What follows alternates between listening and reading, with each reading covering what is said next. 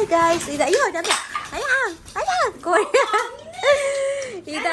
ഇതാണ് നമ്മളെ കോഴിക്കുഞ്ഞ്. ഈ കോഴിക്കുഞ്ഞിന് ഇൻസ്റ്റാഗ്രാമിലൊക്കെ നിങ്ങൾ കാണുന്നവരുണ്ടെങ്കിൽ എൻ്റെ ഫോളോവർ ആണെന്നുണ്ടെങ്കിൽ കണ്ടിട്ടുണ്ടാവും. കുഞ്ഞ് കോഴിമക്കളായ സമയത്ത് ഞാൻ നമ്മളെ റോഡ് സൈഡിൽ നിന്ന് മേടിച്ചതായിരുന്നു, നമ്മളെ കളർ കോഴിയില്ലേ, അങ്ങനെ.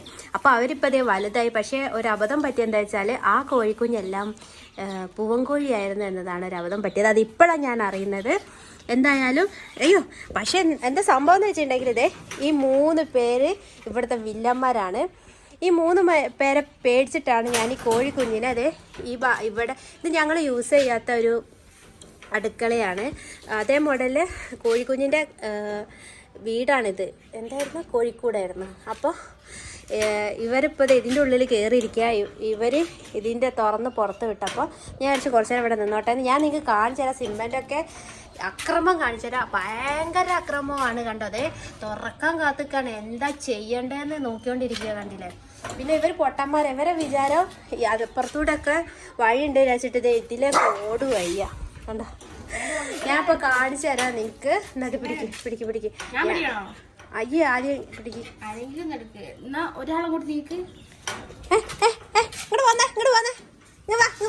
ഭയങ്കരമാണ്. കോഴിക്കുഞ്ഞൊക്കെ പേടിയാണ് വരെ. കാരണം ഇവരുണ്ടല്ലോ ഭയങ്കര അക്രമമാണ്.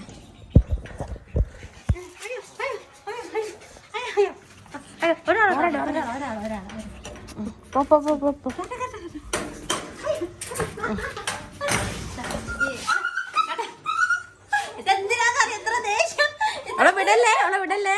ഇത്ര ദേഷ്യം കോഴിക്കുഞ്ഞിനെ ആക്രമിക്കാനാ.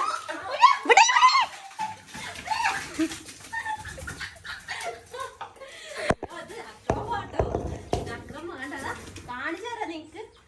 ഇതാണ്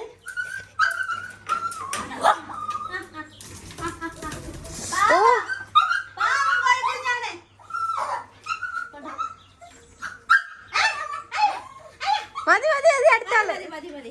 ഓരെന്താ ഓരെ കൊല്ലണോ?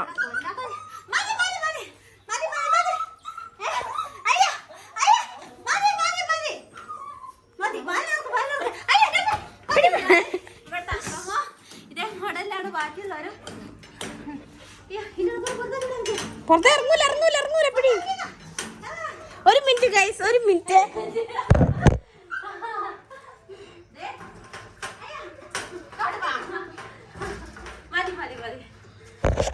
Hello guys. അപ്പോൾ ഗൈസ്, ഇതാണ് നമ്മുടെ അക്രമം എന്ന് പറയുന്നത്. ഇത് കൂടുതൽ നേരം ഇതിൻ്റെ ഉള്ളിൽ വിട്ടിട്ടുണ്ടെങ്കിൽ ഇവർ കോഴിക്കുഞ്ഞുങ്ങളൊക്കെ എന്തെങ്കിലും ചെയ്യും. അപ്പോൾ അടുത്ത പ്രാവശ്യം വരെ ഇവരെല്ലാം കൂട്ടിലാക്കട്ടെ. താഴത്ത് കാണിച്ചു കൊടുക്കും. അവരൊക്കെ കാണിച്ചു കൊടുക്കും. ഇവരെല്ലാവരും കണ്ടോ ആക്രമിക്കാൻ വേണ്ടിയിട്ട് തയ്യാറെടുത്തിരിക്കുന്ന യുവമിഥുനങ്ങളാണ് ഇവർ. ഓടുന്നുണ്ട്. എപ്പോഴാണോ എങ്ങോട്ട് പോണം പോയാലൊക്കെ വഴിയുണ്ട് എന്നാ വിചാരം. ശരി, ചാച്ച പറഞ്ഞു. ഇവരെല്ലാവരും നോക്കട്ടെ. ഒരാത്താക്കി കാള്.